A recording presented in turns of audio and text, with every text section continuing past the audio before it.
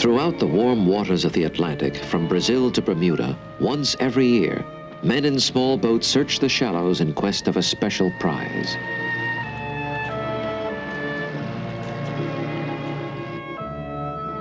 Panalirus argus, the spiny lobster, named for the hundred-eyed monster of Greek mythology, considered a gourmet delicacy throughout the world.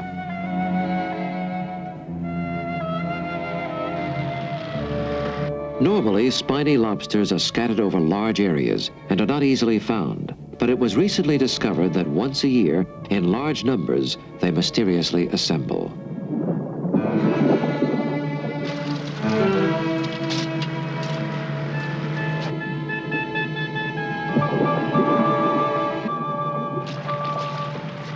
For scientists, this gathering is a puzzling phenomenon. For fishermen, it is a windfall.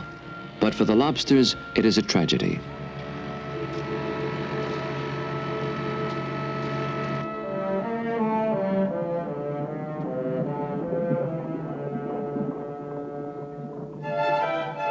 The lobsters, mysteriously commanded to march by the first winter storm, will form long columns and begin an extraordinary procession.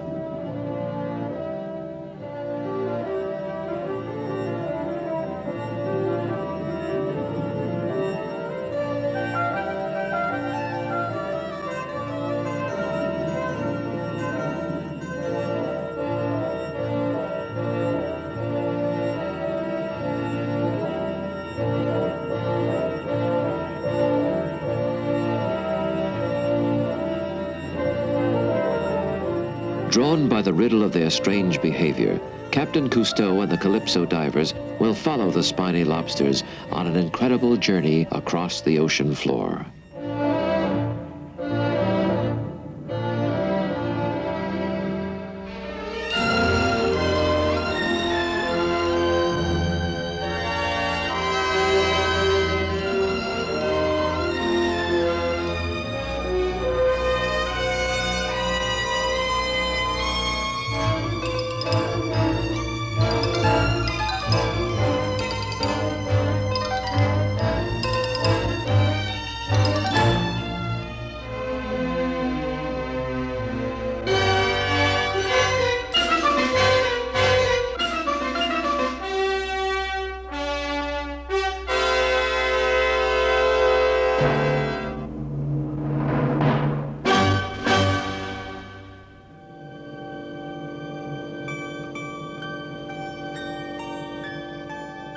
In Alice's Adventures in Wonderland, Lewis Carroll wrote of a lobster quadrille.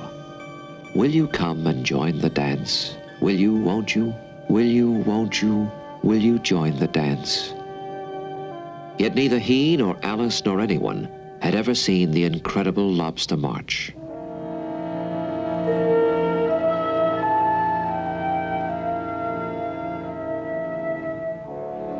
Calypso arrives at Contoy, a small Caribbean island off Mexico's Yucatan Peninsula, where once every winter, spiny lobsters gather. Gathering also are fishermen, come to reap their annual lobster harvest. Lobster fishermen are active throughout the year.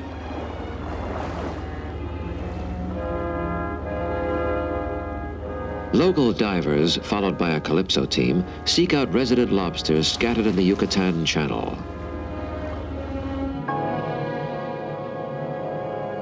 Equipped only with a mask, a long-handled hook, and a glove to protect them against the lobster's carapace, these fishermen often descend as deep as 90 feet. The use of air tanks when capturing lobsters is forbidden by Mexican law.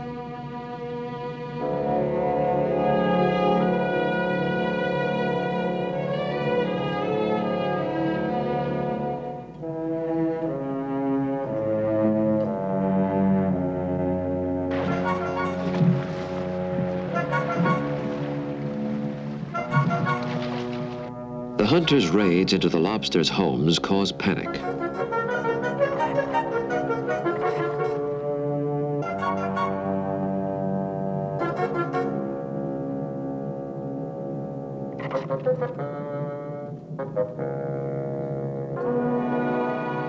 Divers sometimes remain below for more than 2 minutes at a time, often in vain.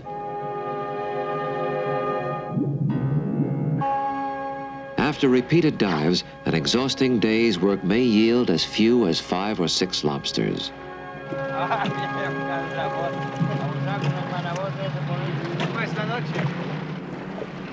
Since winter storms may force Calypso to seek shelter farther south, the divers depart to set up a base camp on Cousteau, where they will maintain a continuous watch for the lobster march.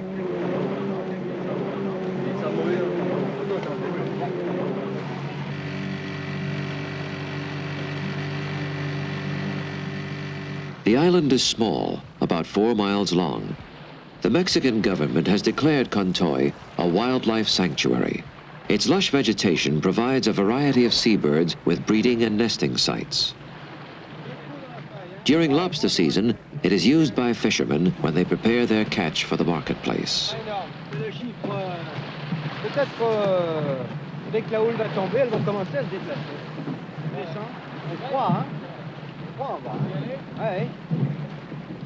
Piled high are the bleached remnants of past lobster holocausts. At Cousteau, only the tails are taken. The rest of the lobster is wastefully discarded. I embark on an aerial reconnaissance.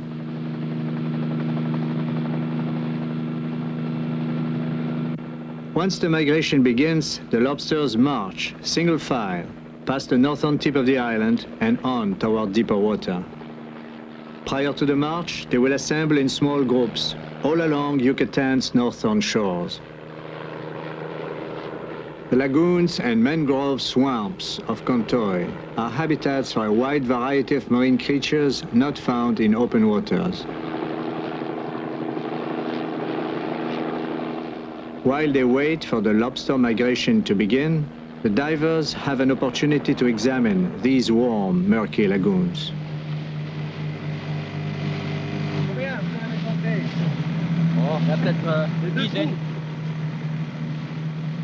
These waterways are seldom explored. The brown pelicans that inhabit this sanctuary are unaccustomed to visitors.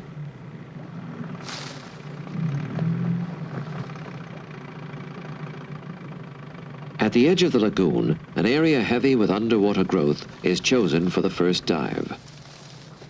Mangrove forests along tropical saltwater estuaries produce root systems that conceal exotic underwater animals.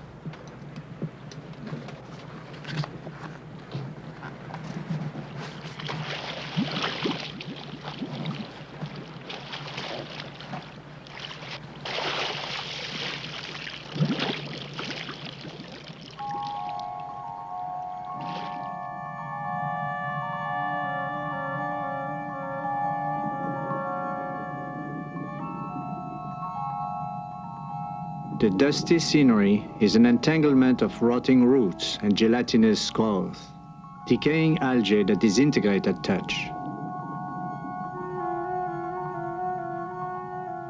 The turbid space is filled with a mixture of hatching and expiring creatures.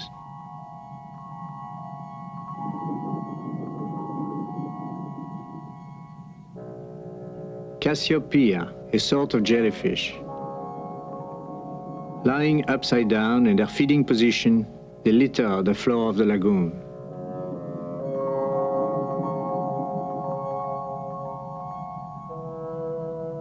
They are mostly sedentary creatures which carry with them their own gardens of algae.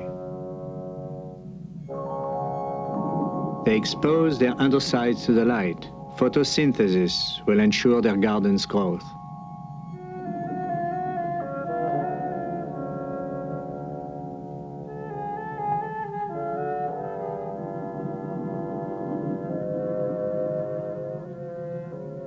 The pulsations create a steady current of water to bring nutrients to the flourishing algae.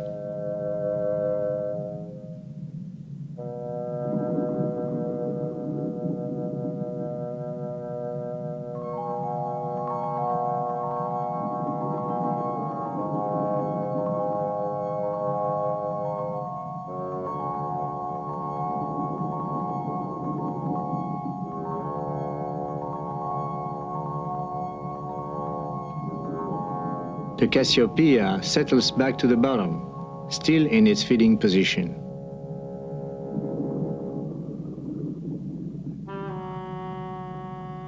Like an armored tank, a horseshoe crab scurries along, propelled by its 10 hidden legs. It crashes through the field of Cassiopeia.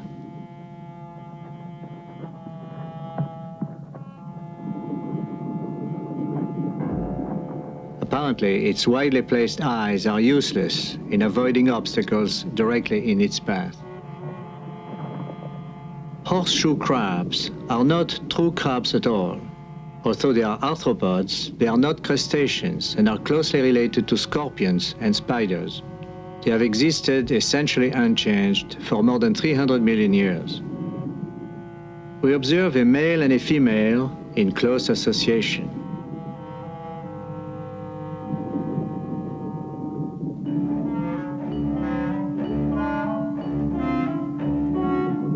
The male, smaller than the female, is equipped with long hooks with which he can cling to the rear of the female's shell for days or even weeks at a time.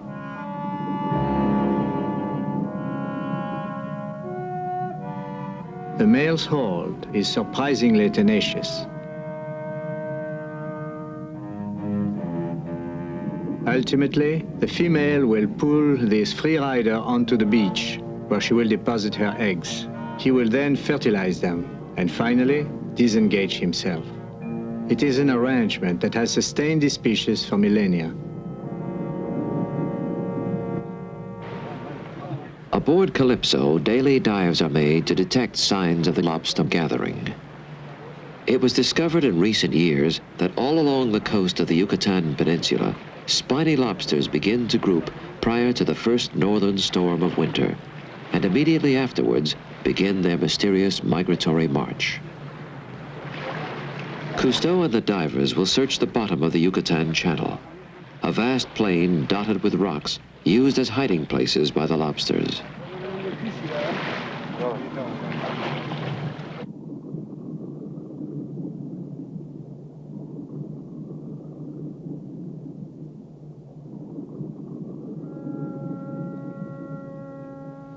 Crowded together under a ledge, in a place where normally 1 or 2 lobsters might be found hiding, are more than 20.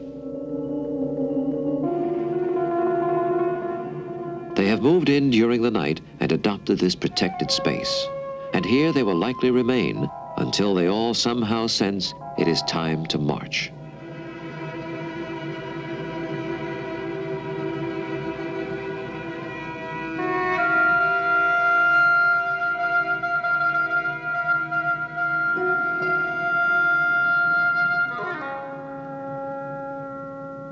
How the lobsters are able to anticipate weather conditions is a mystery.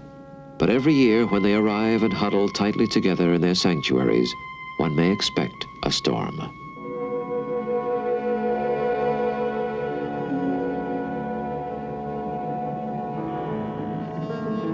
Brandishing its long, thorny antennae, a single courageous lobster emerges in an apparent attempt to drive us away.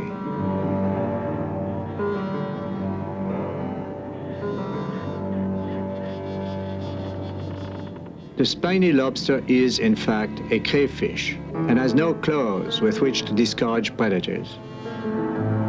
It pushes with its whip-like antennae to keep a distance between itself and what it perceives as danger.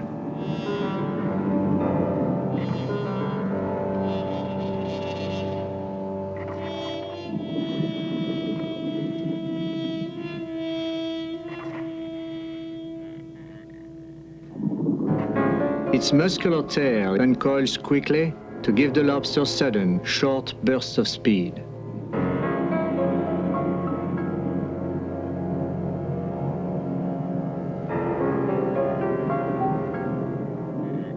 This is our first confrontation with these strangely audacious creatures. In the past, we had thought them characterless as large insects. But now, as we observe them close up, we discover them to be highly fascinating and complicated animals. They inspire in us an intense desire to know them better as they assemble for their annual march.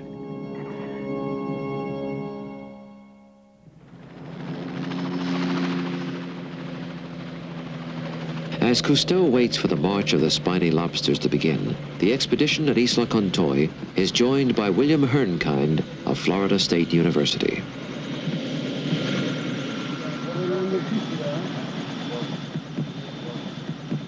Dr. Hernkind is a leading authority on spiny lobsters and was the first marine biologist to study their migratory behavior, primarily in the Bahamas, less than a decade ago. This is his first visit to Contoy. You know, we've seen many lobsters in our life. We've never seen any migrating. I think it's special to this species, the spiny lobster, or is it general behavior? Well, at the present time, the only documented migrations of this type with the animals lining up in formations and so forth is for this species, Penularis argus. But there's some evidence from South Africa and also from New Zealand that species there may also mass up and move. Vous, Bébert, vous avez jamais vu des langoustes émigrer en Méditerranée? J'ai vu par grande forme des langoustes qui se promenaient, mais par une ou deux ou trois, je n'ai jamais vu. Jamais en ligne. Jamais. So in Mediterranean, we've never came across anything like that. How is it? You showed me a photo, and je voudrais vous montrer ça. Show me these two photos, which are quite interesting. These were taken at different times, but obviously both during migrations. This was in 1969. You notice that they're lined up. A friend of mine suggested that we call this lining up a Q, Q-U-E-U-E, the British word. And it's a French word too. Yes, it is. Like, he didn't know that, I didn't. And you notice they, just as it suggests, it's a line.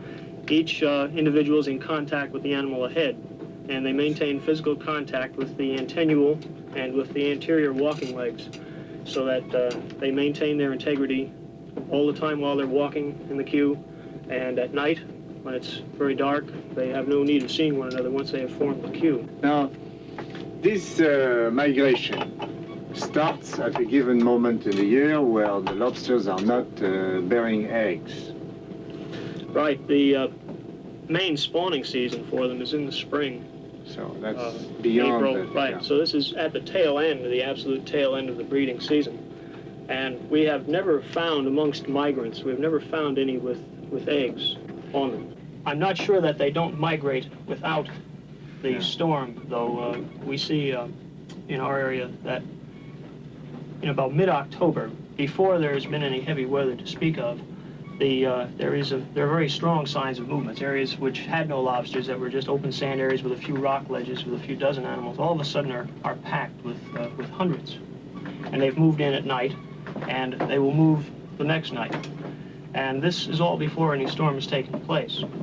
And once the storm comes, sufficient magnitude, then we see them moving by day out over the open areas. And I think at that time there's so many animals present that there's just not enough cover for them, so they have no place to stop, hence they just keep on moving rather than resting at night.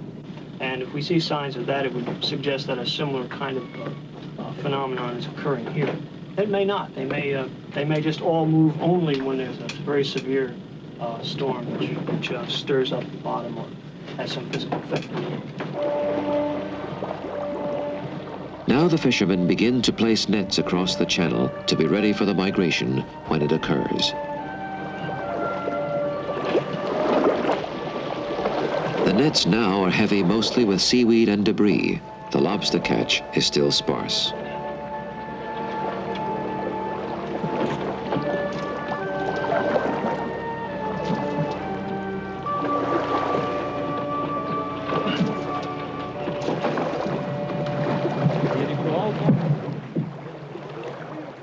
Late in the day, the skies are cloudy, and the first storm of the season seems imminent.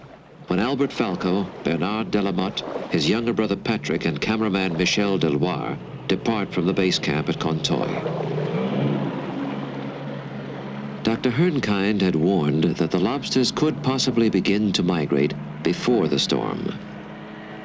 To make sure that they do not miss the march, the team dives every night to check the fishermen's nets.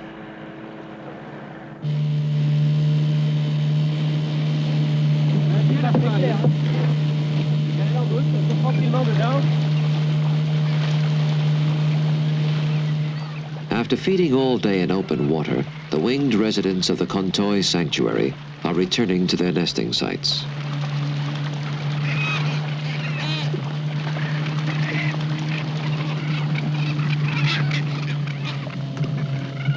Thousands of cormorants and pelicans pepper the sky and sea.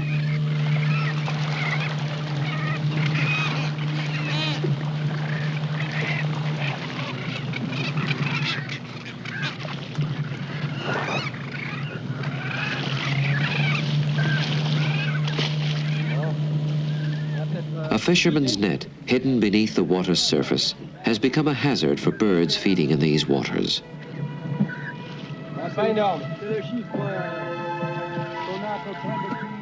Cormorants, helplessly trapped in a web meant for others. The more they struggle, the more entangled they become.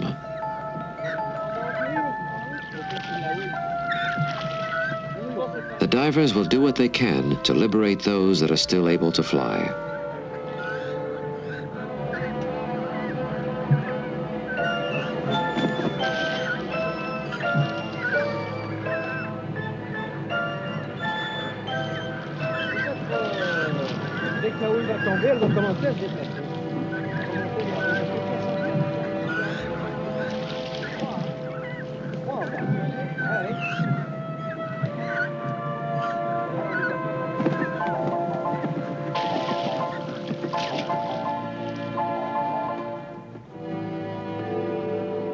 Once more, after nightfall, the divers descend to see if there are lobsters trapped in the net.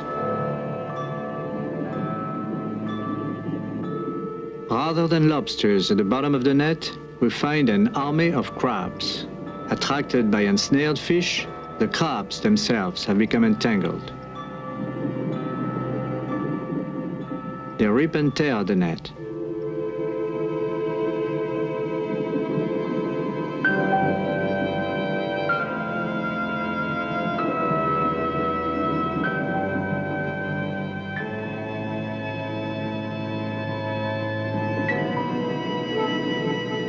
We find a single imprisoned lobster fighting for its freedom as tiny anchovies dash about in the growing swell.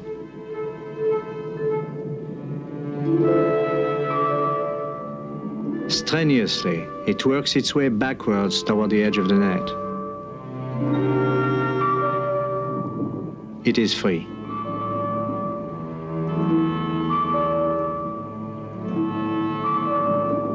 The spiny lobster uses its legs to scoop up its prey, then draws it to its mouth, which is located on the underside of its head. It usually feeds on small, slow-moving crustaceans and mollusks. These darting anchovies are difficult for the lobster to catch.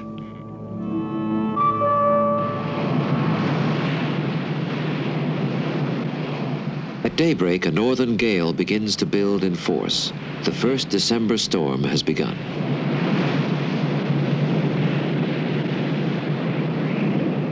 The fishermen have retreated to the protection of land, their small boats no match for the swelling sea.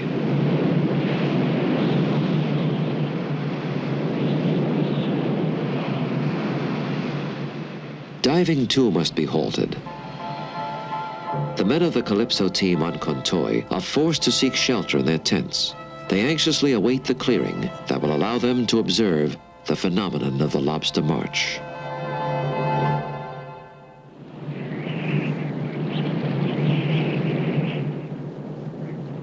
For 2 days, the Calypso team has waited for the storm at Cousteau to subside. The rain has finally let up, but the gale winds continue to blow.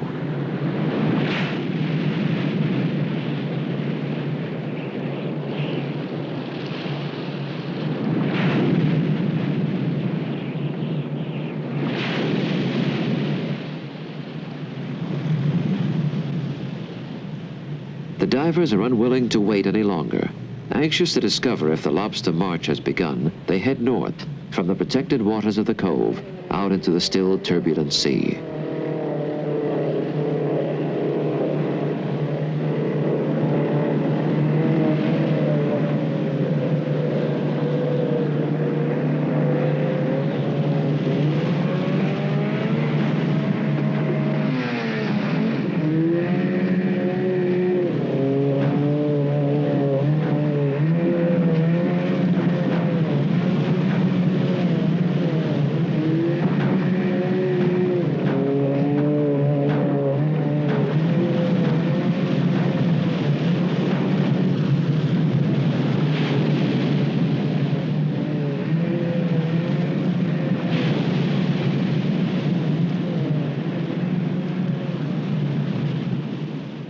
lobsters react to a storm has never been observed. The turbulence has stirred up the fine calcareous sand, mixing it with debris of algae uprooted by the swell. Visibility is poor.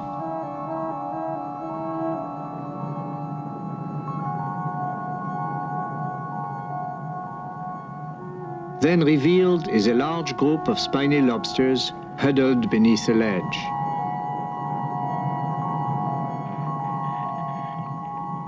The march has not yet begun.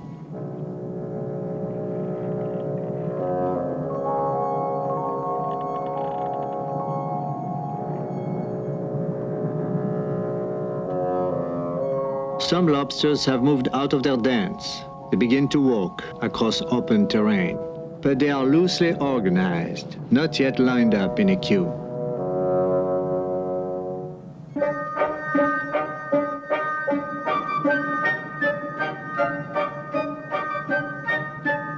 They look formidable as they lash out with their whip-like antennae.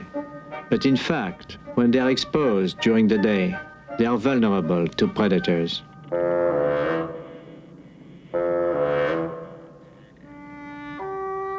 Triggerfish. The lobsters are surrounded and they disperse, waving their antennae to fend off the attackers.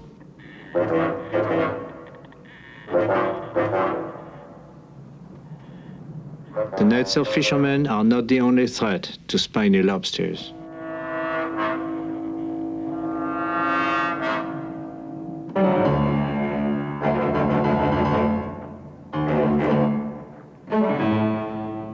Among triggerfish, there is fierce competition. Once their sharp teeth penetrate the shell, the lobster is doomed.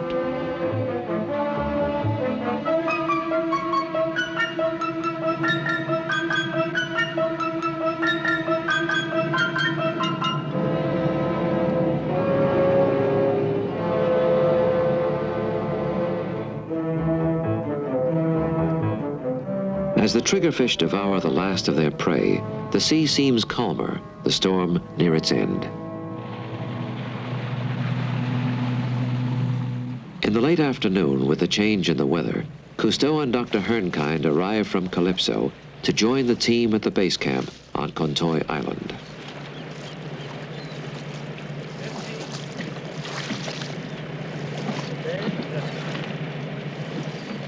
The fishermen are now back in their boats, ready to reap their harvest from the migration, which, with nightfall, should be imminent.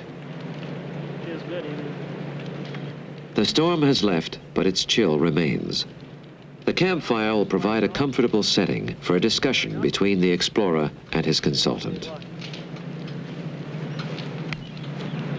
Now today particularly, we had the northwest gale. The current just changed this afternoon. The water is clearing up. The wind veered to the east. Apparently, all the conditions are there for the migration tonight. And all the fishermen are very excited. They are putting their nets. They are ready for the big fishing. So I hope that this happens tonight.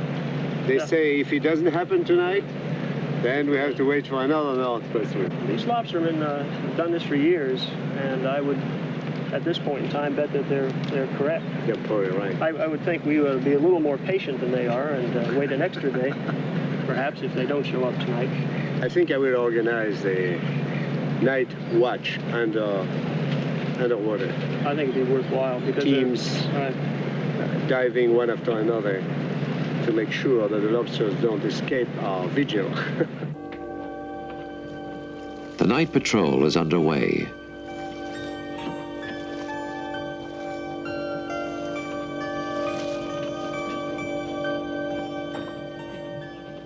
Among the divers, there is a growing sense of expectancy. The cold night air seems to promise an invitation to a march.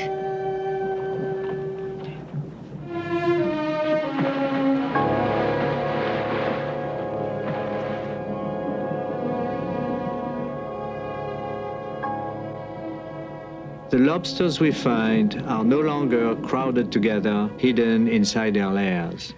Instead, they have emerged to group around coral and sponges, which seem to give them a sense of security. They face outward, their antennae waving, touching one another. At no other time have we observed lobsters in such numbers in the open, away from protective cover.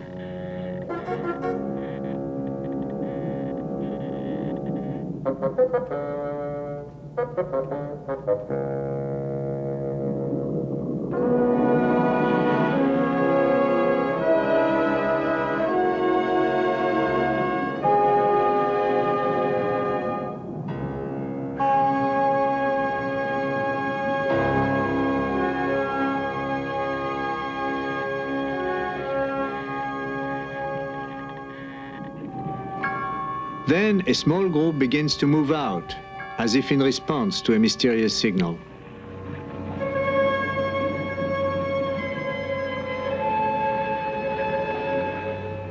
When the diver approaches, one of the group tries to push him away. Then, without losing a step, they move on.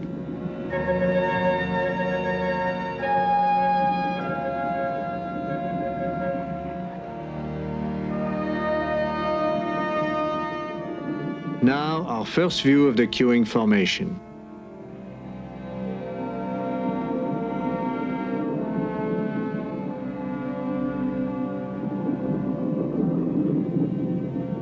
Maintaining body contact, in perfect synchronization, they march in a single line.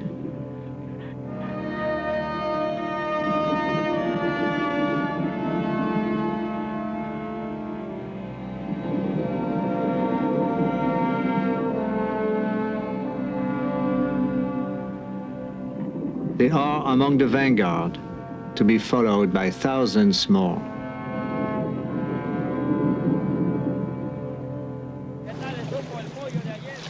That the march has begun is soon reflected above by the catch in the fishermen's boats.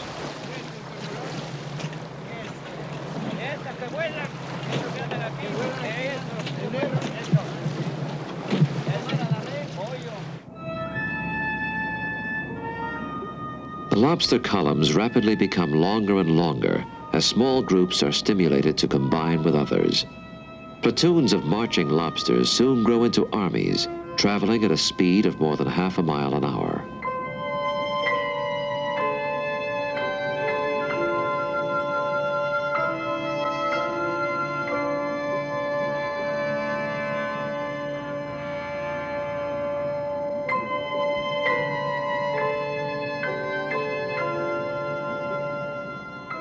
A straight line formation seems to break up.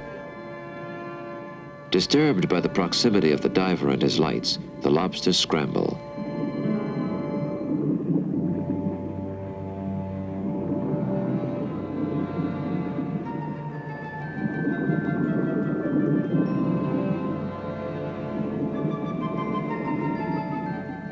They begin to form a circle with their antennae pointed upward and outward.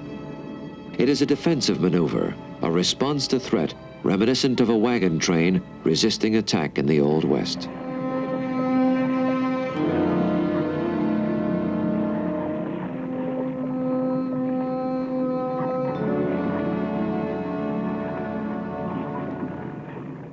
When the group seems reassured that there is no danger, the lobsters begin to string out again to continue their march.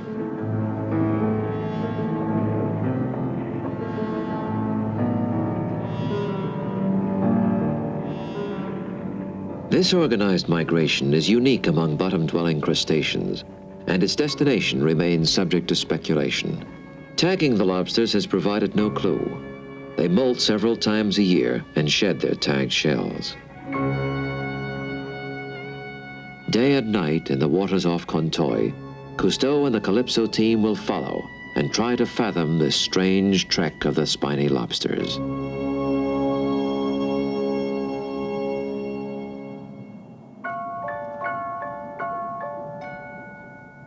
A school of grunts circles the skeleton of a submerged truck. It has attracted other visitors as well. Once spiny lobsters begin their march, they take advantage of shelters along the way to rest, particularly during the day. Those positioned on the outside seem like sentries, guarding the group against intruders.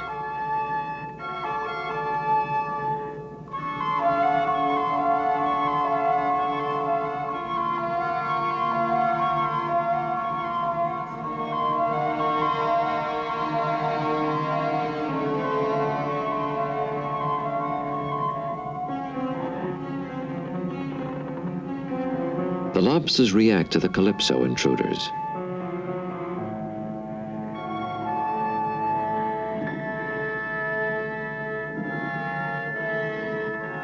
They resume their march, assembling now in a line.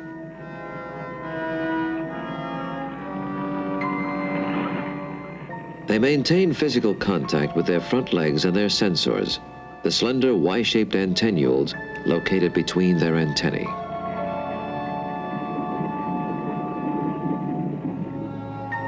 The rear guard turns as if checking to see who is following, and the march is underway.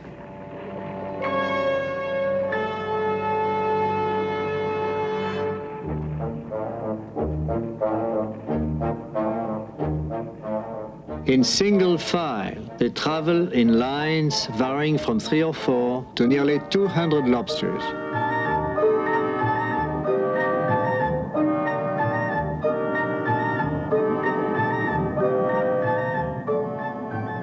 This exodus, what motivates it? Are the lobsters seeking more abundant feeding grounds? Are new areas appropriate for spawning, as has been speculated? It is doubtful, for spawning will not take place for 6 months. In either case, why should they run so fast?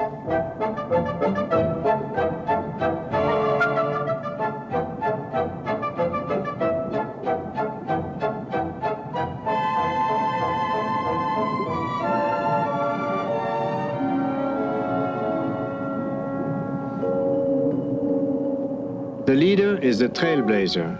It works the hardest, and when it tires, it drops back to be replaced by the next in line, so that the pace of the march is maintained.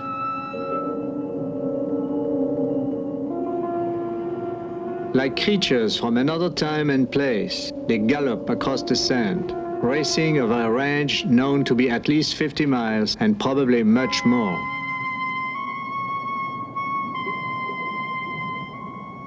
In only 3 or 4 days, more than 700,000 of these marching lobsters were caught the previous year.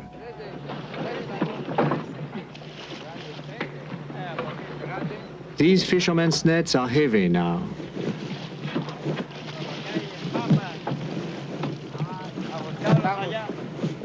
There will be no local buyers for so many lobsters captured in so short a time.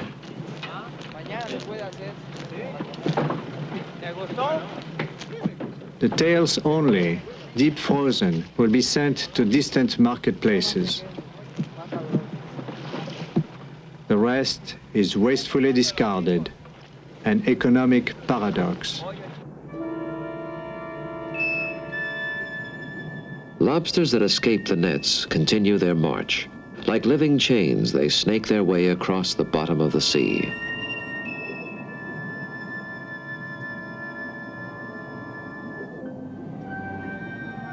Bernard Delamotte approaches a column to see how they react to his presence. He hovers above them and then slowly descends. The response is immediate.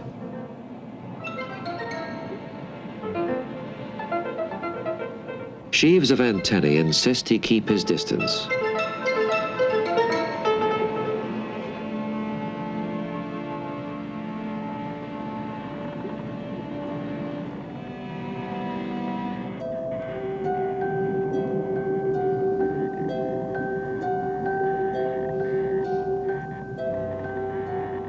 The column resumes its march, but maintains its guard.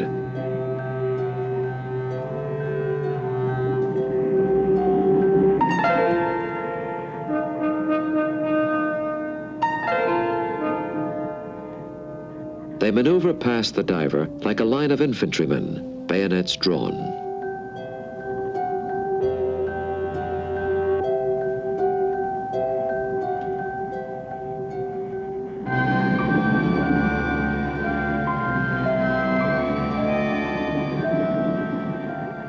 The more Bernard persists, the more aggressive the lobsters become.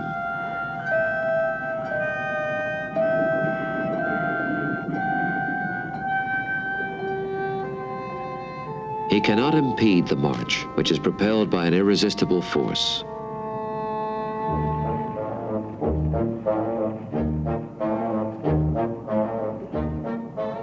According to a hypothesis of Dr. Herrnkind, the answer to the riddle of the spiny lobster's march may possibly be found in its evolutionary past. During the last ice age, more than 10,000 years ago, the spiny lobster was triggered by the first northern storm of winter to migrate from quickly cooling shallows to warmer waters. Today, although the tropical shallows remain warm during the winter, the migration persists. Can it be that this march is a consequence of confused ancestral memories?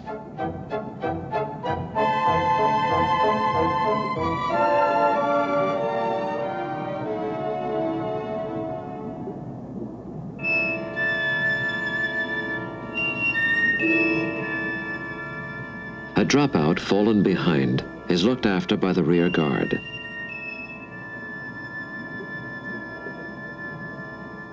The straggler in front is pushed and prodded back toward the line of marchers.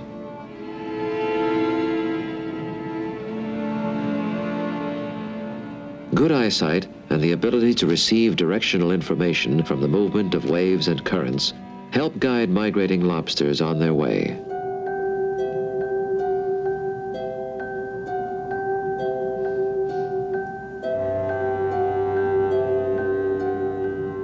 By now, the line is far ahead. To catch up, they march on the double, seemingly driven to join the others.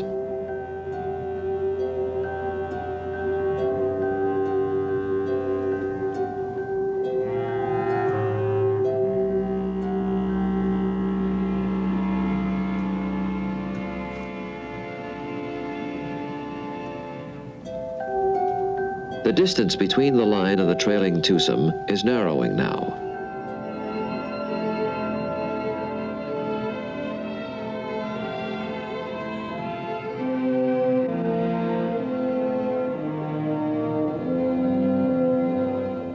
During the migration season, no lobster travels alone. They are compelled to be part of a group.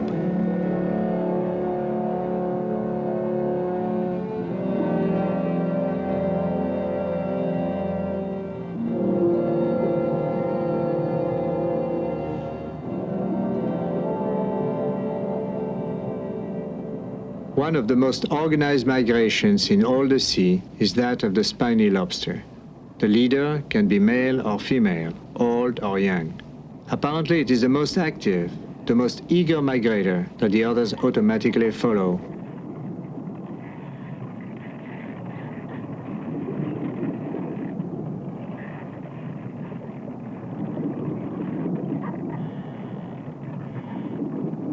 The last in line functions as a rear guard.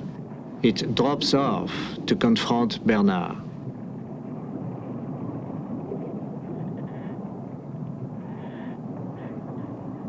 It is like a valiant soldier assigned to service as a diversionary decoy, jeopardizing its own safety to protect the others. Bernard tests the lobster's behavior in the face of threat.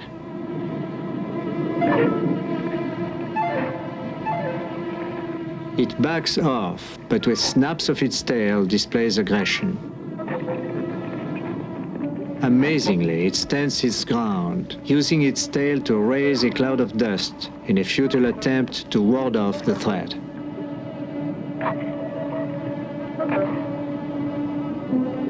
With a single stroke of its tail, it could easily flee. During migration, a single lobster like this will engage a predator and probably be devoured, as it gives the rest of the line time to move off to a safe distance. Night and day, head to tail, in lockstep, the spiny lobsters march. With time out for rest, they average 7 miles a day and travel, it is supposed, for nearly a week. Yet, where they are going or where they have come from, nobody knows. In the wake of their caravans, their basic mysteries remain. If their marching behavior is a living echo of the last glacial period, thousands of years ago, then they may well be prepared for what is yet to come, another ice age. Could it be that the spiny lobsters are marching not only to the tick of their own life cycle, but to the pulse of the Earth as well? The riddle of the spiny lobster remains.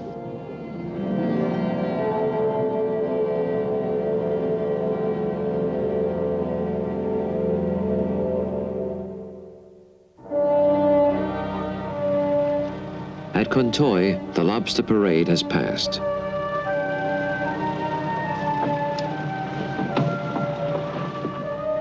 To the fishermen, the spoils of the incredible bonanza.